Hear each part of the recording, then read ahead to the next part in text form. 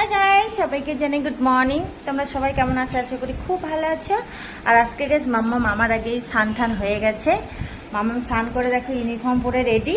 কারণ আমি প্রতিদিনই স্নান করে মর্নিং ভিডিও করি, আজকে স্নান করিনি।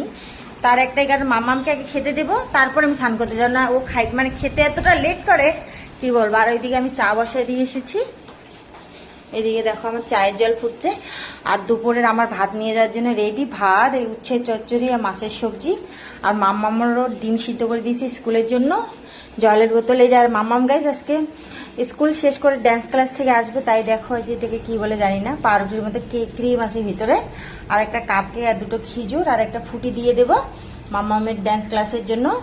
আর এদিকে দেখো আজকে সকালবেলার ব্রেকফাস্ট হলো সুজির উপমা করেছি। আর মাম্মাম না আজকে অনেকটা টাইম মানে কি করবে, কারণ তো 3টে সাড়ে 3টে চলে আসে, আজকে 6টার সময় রুমে চলে আসবে। কি বলবো,